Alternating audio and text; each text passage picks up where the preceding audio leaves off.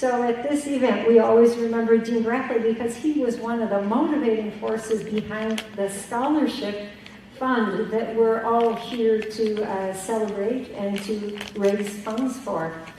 And so telling us a little more about the connections between our university, the Metro Detroit area, and El Salvador will be Carrie Nantais. And she's currently our Interim Vice President for Mission Integration. And she's going to speak to us. Her topic is Remember the Joy. She'll be recounting those connections for us. And thanks to the Office of Mission Integration for co-sponsoring, as well as the Jesuits at Detroit Mercy and Languages and Cultural Training, Jesuit Peace and Justice, all our co-sponsors. So, but thank you also, Office of Mission Integration. And Carrie, please, welcome.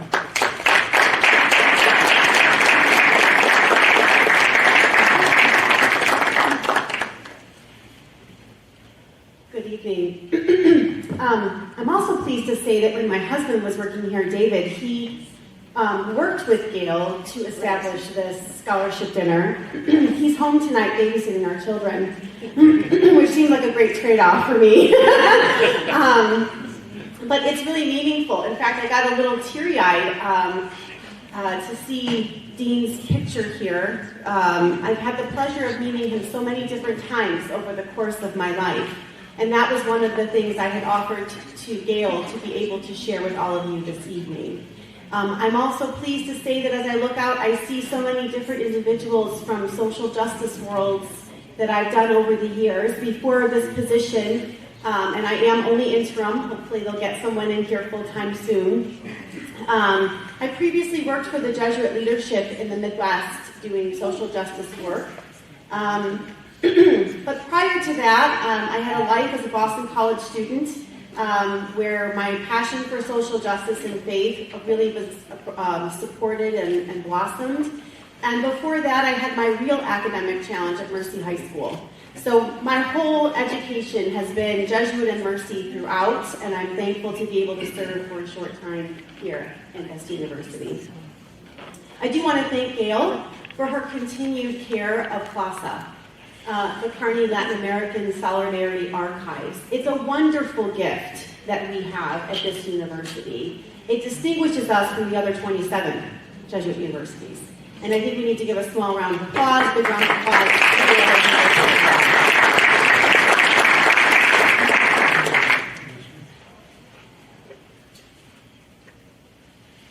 Over the years, there have been lots of conversations about how we keep alive an experience that happened in 1989. And I think about the speed and the pace with which narrative changes in our world and how we hold on to the stories that form us and that form the context that we are a part of. And the stories of the Jesuits and their companions at the UCA, even before them, the stories of many Salvadorans and other religious who've been part of that. How do we bring that remembrance into the current day that it speaks to us as loud and as deeply and personally as it did when it happened? But this is challenging also a social context where the speed and the pace of storytelling happens so fast.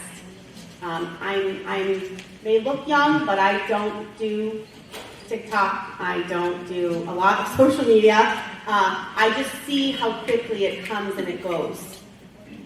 In my full-time job, I'm a clinical psychologist. I will speak about that in a minute. But I have to constantly ask my patients about the speed with which they take in their own stories and reflect upon them. So tonight, I'm taking you back a little bit to think about remembrance and to think about narrative. The remembrance of the University of Central America, from our perspective, in its role overall to the Salvadoran people during the Civil War of the 80s and 90s, is an important one for us to keep telling, keeping it at the forefront of our identity as both a Jesuit and Mercy institution. because the story is about witness. It's about solidarity. It's about love. The University of Detroit Mercy's presence remaining here in the city is a similar one of witness and solidarity and love for the experiences of the people who live here and the people who come here to be educated. The UCA stayed open throughout the war as frequently as it could. Of course, there were interruptions to class and academic experiences, but it stayed open through great times, through times of great violence and social instability.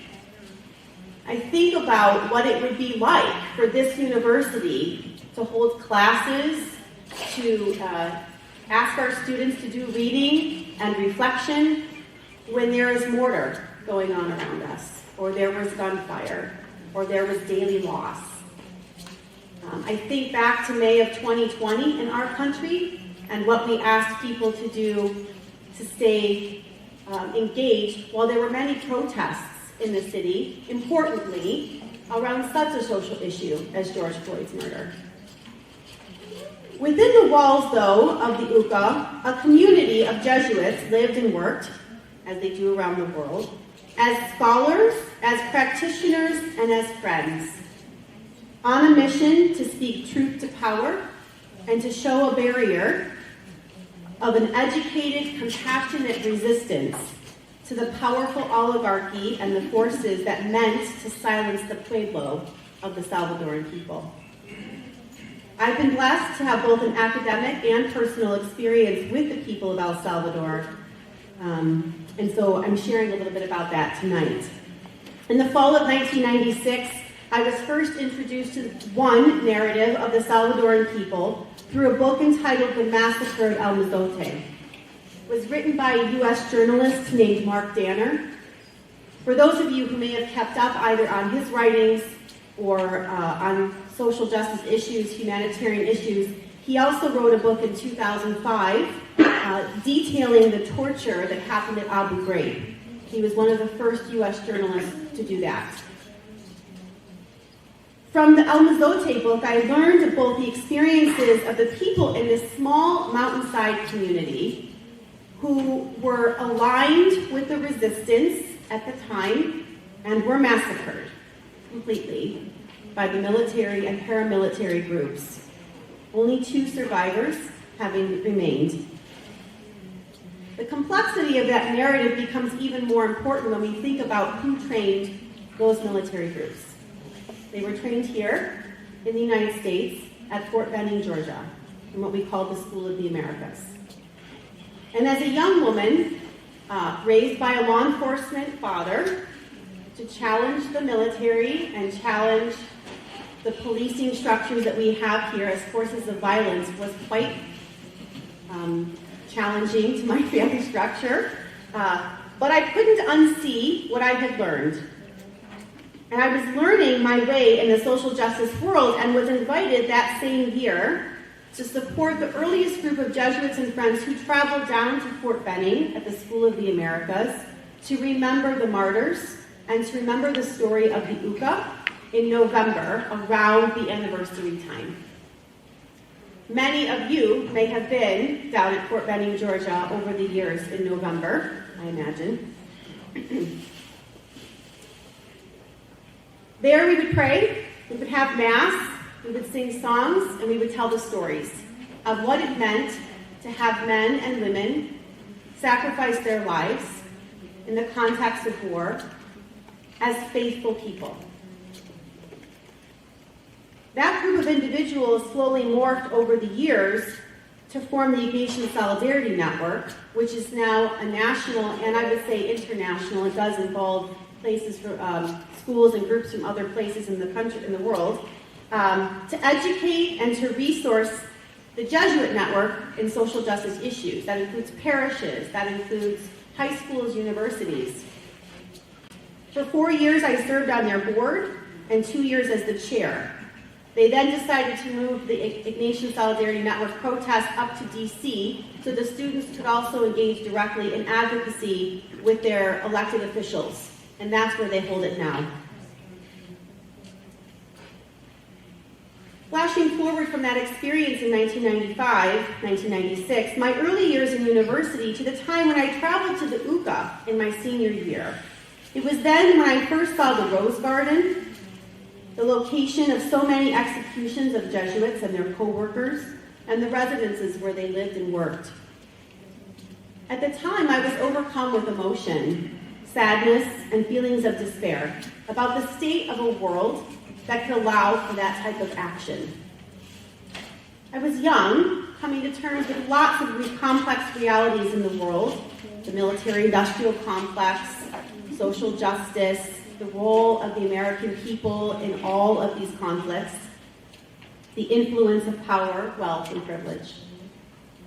On the trip with me were several other students and our supervisor, but we were joined for the 10 days we were there by Dean and by another Jesuit, Doug Marcoutier, both who had spent significant time in El Salvador, and many of us know that in particular Dean was felt called to respond to the murders of the Jesuits by himself volunteering to be missioned down at the UCA. Dean and Doug knew those men personally, had relationships with them prior to their death, in common formation, and in academic service. When walking inside the Memorial Museum inside the UCA, which documents the pictures, the photographs, the exchange of testimony over those weeks, Doug saw how much I was struggling with my feelings at the time. I had difficulty kind of walking throughout, fairly small, like the size of this area up here. He pulled me aside and said, "Remember the joy, Carrie. Remember these men were mostly joyful. They were happy. They loved to laugh. They loved to play the guitar. They loved to eat. Not surprisingly, they loved to drink. They stayed here at the UCA because they loved these people. And for them, there was no greater gift than to remain, to be useful, to be present with those that are hurting." Inside each of these glass cases is a remembrance of the Jesuits are the things that they loved. The mementos of their life, their favorite objects, clothes, pictures of their families, their favorite books. And I had missed seeing all of it. And Dean followed it up quickly by saying, "Come here." And he took me over to Ignacio Martin Baró, the case that showed what he had, and a picture of him with an arm around a friend. He said, "If we allow the narrative to only be about the day they died and not the life they lived, then we lose them all over again. Let us remember that this one horrible night was preceded by so much dedication, so much love, so much work, so much desire." Doug is right. Remember the joy. For all of these decades of years, that phrase has stayed with me. Remember the joy. For since that trip, I've had the pleasure and privilege of returning to El Salvador 3 other times. One specifically for the 25th anniversary of the assassination of St. Oscar Romero in 2005. At that gathering, campesinos who traveled thousands, hundreds of miles to be in the capital for that mass were peacefully engaged in the process when the papal nuncio had to come because at that point, if you recall, John Paul II he was either very ill and near death or had just died, and they called all archbishops to Rome for the election of the new pope. So the Archbishop of San Salvador was not present for this mass, and he was supposed to be. They sent a papal nuncio, and he said in Spanish, "I welcome all of you here to this memorial mass for Oscar Arturo Romero."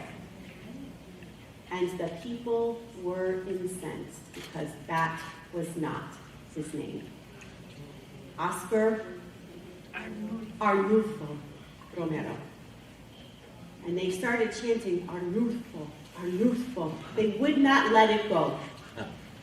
And the papal nuncio ignored it for like the first 15, 20 minutes until it got to be so loud, he started to say, "Be quiet. We cannot have this. We are in Mass." And then they chanted, "Queremos obispos al lado de los pobres." We want bishops on the side of the poor. And then that's what they chanted for the rest of the Mass. Queremos obispos al lado de los pobres. It was electric, and he realized he had to say the Mass quickly and be gone. The people were speaking. Thankfully, he made the mistake, so people could say what they needed to say. Each time I went to El Salvador, I saw those images, I visited the UCA, I remembered the Jesuits, Alba and Selena Ramos. I remembered the Ursuline sisters. That's another family connection. My aunt went to the Ursuline Catholic High School in Cleveland, Ohio. I remembered St. Romero. I remembered the people of El Mozote, the 75,000 missing and killed Salvadorans throughout the Civil War. The thousands after who died through various skirmishes or oppressions. And I remember that they were people who were loved. They experienced all of life, not just their death. And it brings the Salvadoran people and their pueblo closer to me in my own life. So I use it on my journey for justice. I left the Jesuits working for their leadership and came back to Detroit Mercy to do my doctorate here in clinical psychology. And Ignacio Martin Barro's work in social psychology and in the liberation of psychology informed the work that I then do. I'm now a specialist in clinical trauma. I work mostly with veterans. I work a lot with people who've experienced traumatic loss in their lives.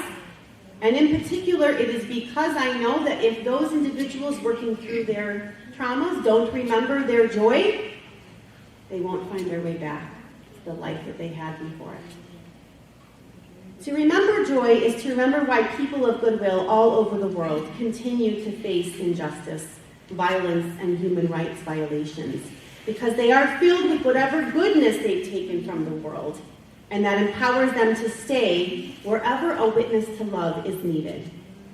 It allows them to get up day after day and remain dedicated even in dangerous situations. The UCA Jesuits, Alba and Selena, all the others I mentioned, they show us what it means to stay committed in the face of such a challenge. I'm honored to share with you what I've learned. Thank you, Gail. And when we face hard times, I encourage you to remember your joy. It will help you continue to be loving and present as you continue the work of social justice. I thank Dean and Doug, the UCA Jesuits and their companions for the gift of their witness. It has imbued every aspect of my life. Presente, gracias por todos, amigos.